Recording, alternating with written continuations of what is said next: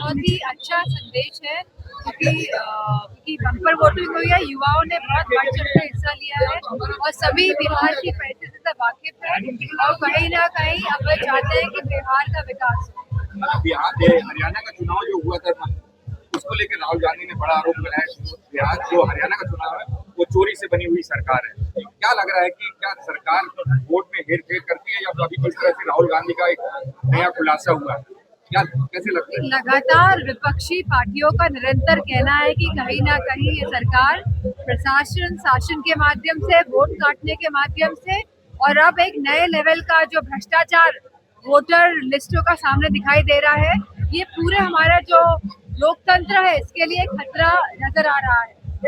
BJP ने अब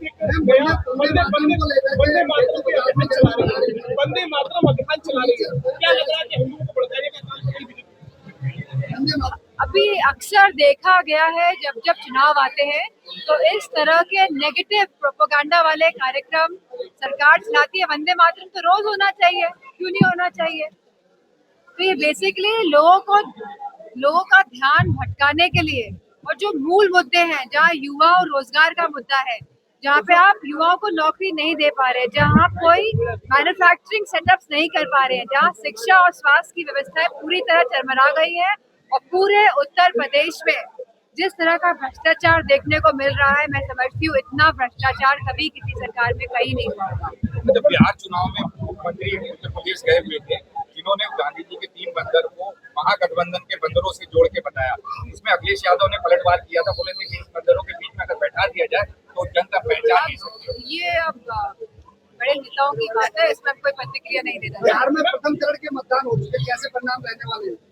अच्छे परिणाम रहने वाले और गठबंधन के लिए बहुत ही अच्छी सूचनाएं आ रही हैं और दूसरा जो फेज होने वाला है उसमें और भी अच्छे बढ़ चढ़ के लोग वोटिंग में हिस्सा लेने वाले हैं। मैडम, जैसा कि एसआईआर को लेकर लगातार बात कही जा रही है, लेकिन बिहार में वोटरों को वोट नहीं डालने के लिए कैसे देखते हैं?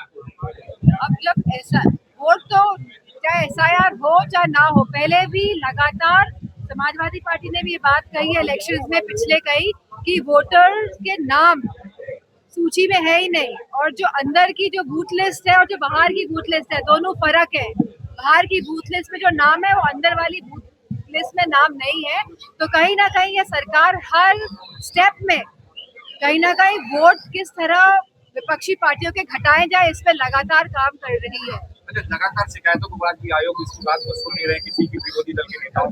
राहुल गांधी बोलते हैं जेएनयू को अब जनता को बताएंगे इनके वोट चोरी के मामले में।